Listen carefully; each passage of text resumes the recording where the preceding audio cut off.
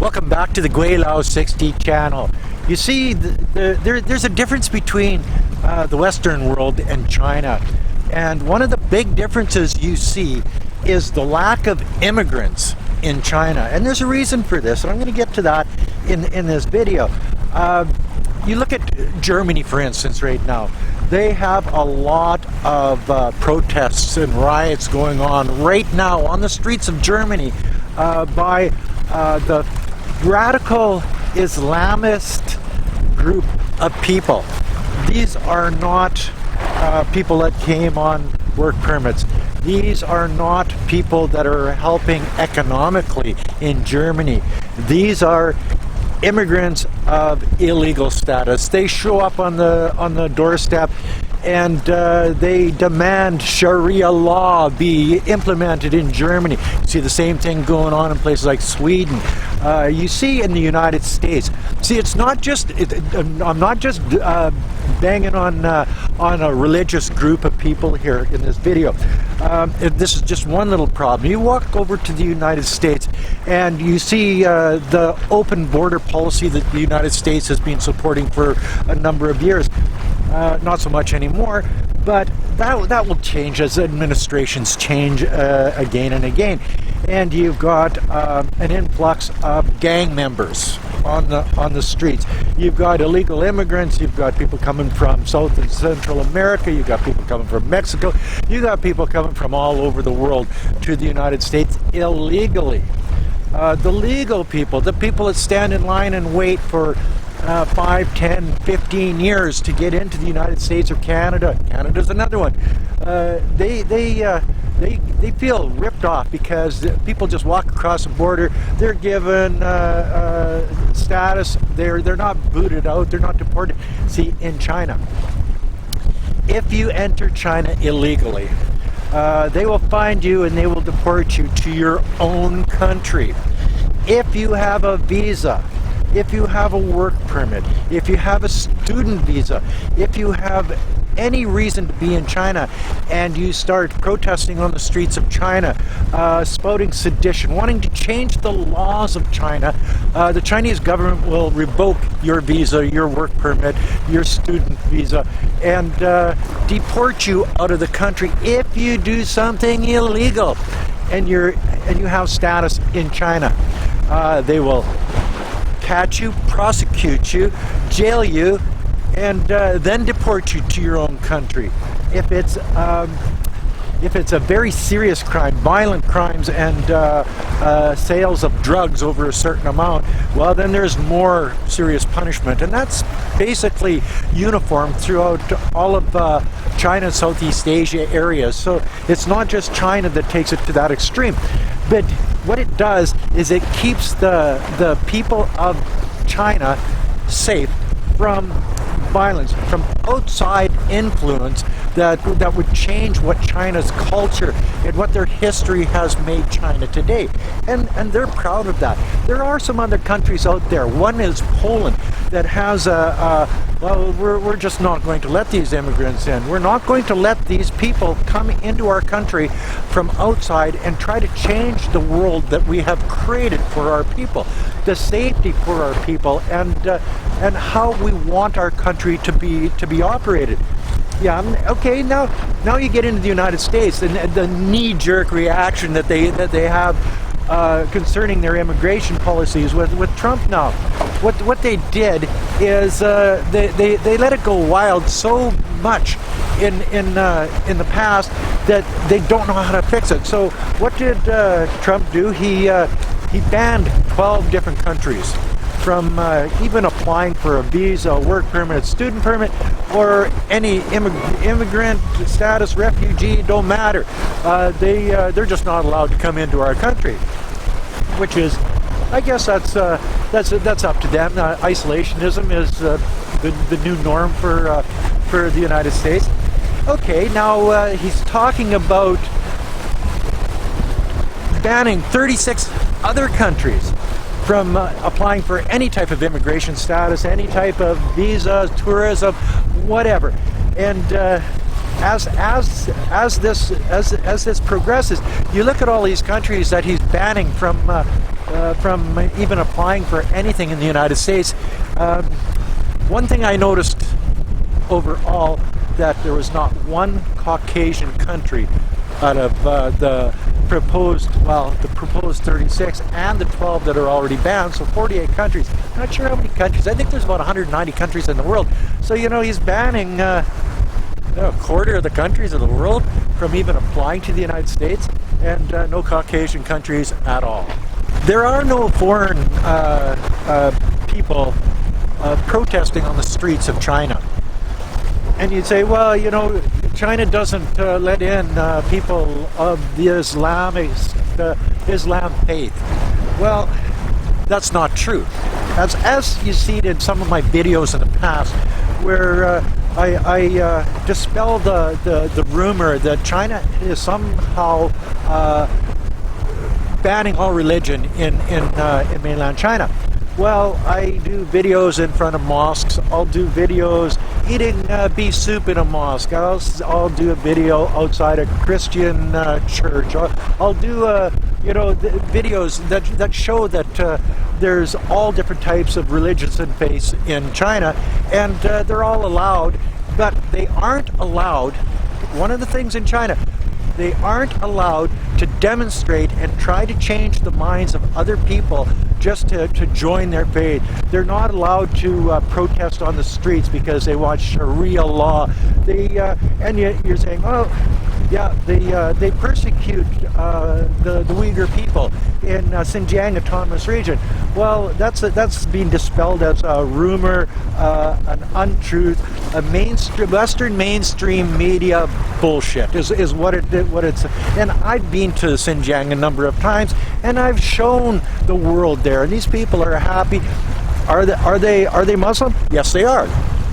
Well, not all of them, but the majority of them are in that area of Xinjiang Autonomous Region, and they're not protesting on the streets.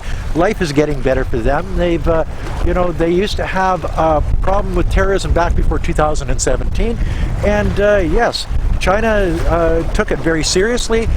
They didn't go in there like the United States would and shoot up a whole bunch of people and make more enemies. What they did is they brought economic reform to the area, made it so people could go to school, learn trades. They brought water into the desert to reclaim more arable land. They made life better so people could take care of their families. People were higher educated. They were, so there's two different ways to deal with these things. One is to squash it like the United States, and one is to educate the people like what China did. So like when you're looking at immigration around the world and how the West has really dropped the ball on immigration, well, not all countries, as I say, Poland is doing a great job, but open borders, deporting, that's another thing, deporting to third-party countries as Trump has been doing, where he takes all of these people and he sends them to places like El Salvador. It doesn't matter if you came from the Sudan or you came from Canada or whatever. He just ships them all to a prison in El Salvador. Well, China would never do that. When they catch somebody that's an illegal immigrant, and they do in China. I did a story on the border of Vietnam in Friendship Pass between Guangxi Autonomous Region and the Vietnam border. And as I was there, they had a number of Vietnamese people that they were sending back to their country, and the illegal immigrants got caught coming across the border for one reason or another, probably to work in China because wages are better in China, working conditions are better, there's more money type thing. But any country that has a good economic foundation is going to have illegal immigrants come into the country. It's how they deal with them, how they police it. What happens when they get caught? Well, they get sent back to their own country. In the United States, it'll take 3, 4, 5 years before they get their hearing. By that time, you never know where they are. Are they cartel members? Are they criminals? Are they And that's another thing with China. Before you get a visa, a work permit, a business visa, entrepreneurial or student visa, whatever, everybody has to go through a criminal check in their own country, and that country has to forward that criminal check to the Chinese embassy visa office that would be issuing your visa or whatever visa if you're coming into the country. You get your permits when you're in the country. But the idea is that if you have a criminal record, you're not coming into China. So that stops a lot of this stuff too. Illegal immigrants, 86 back to their own country. You get criminals not allowed to come into China to begin with. That's why you see a lot of like the Corey Selby's of the world that used to be in China before they brought this law in. When their visa ran out, they got up and left because they knew they weren't allowed to get another visa. Thus, nose goes sideways and China bad. You know what I mean? So it's human nature. If you get rejected for one reason or another, you automatically hate that entity, and that entity was China because they wouldn't allow criminals in their country. Now when you see a place like Germany where they've got so many immigrants and they have the power of the vote, because a lot of these people came in, got citizenship, they're now legal in that country.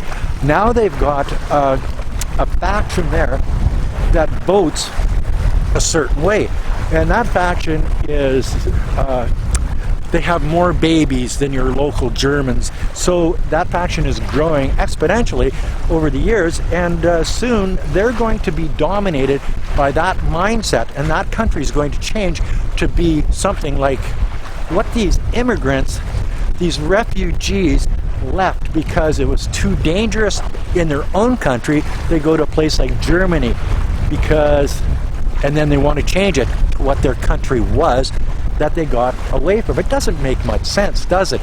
And in the United States, it's basically the same thing. You get these people from Central and South America. They group into big illegal immigrant communities. Sure, they do jobs and whatever, but there's that faction of scumbag in those communities that are criminals, and they hide, and the families protect them. The community protects these people through fear or through family ties, or it really doesn't make any difference. So in looking at it in retrospect, they are assisting in illegal immigration, even if all of them aren't illegal. The legal ones are assisting in illegal immigration. They're changing the dynamics of the country. They're changing the mindset of the voters. They're just changing the country, and I guess sending them all to El Salvador is a knee-jerk reaction, and good on you, Donald Trump. You sent all of those people to El Salvador, Guantanamo Bay, Cuba, to lock them up there. He was talking about sending everybody to Alcatraz. All of these little knee-jerk reactions that are going to do nothing for the country. What they have to do is they have to adopt an immigration style like China. Police it properly, make sure that they do it properly from day one. If you're an illegal immigrant, you're not supposed to be there, you're not there. If you are somebody on a visa, then if you do something that is harming the country, 86 your ass out of the country, and that's just the way it is. And if you're doing something violent, if you're selling drugs, there's bigger problems that you'll be facing down the road. And I think that's basically what the Western world should have been doing and should be doing right now, rather than all of these little knee-jerk reactions. And it's because China has a solid immigration policy. China has good policing. They have they go by the rules. They don't have this soft left, hard right going back and forth. When Obama was in, he had these rules. When Trump got in, he changed Obama's rules. He spent 4 years just wiping out Obama's rules. Then Biden gets in, he wipes out Trump's stuff. And then Trump gets out, wipes out Biden. They're not getting anywhere. And the immigration and the look of the streets of Europe Canada, the United States, Australia, New Zealand, the look of the streets and the types of people that they have there are different. Where immigration is not a big thing in China, it takes a long time to get a green card or to get a permanent resident card. Let's not call it a green card. They just don't roll that way. They've got enough people in China, they've got enough educated people in China, they've got enough skilled workers in China to deal with everything that China has to do. I know you're going to say, what?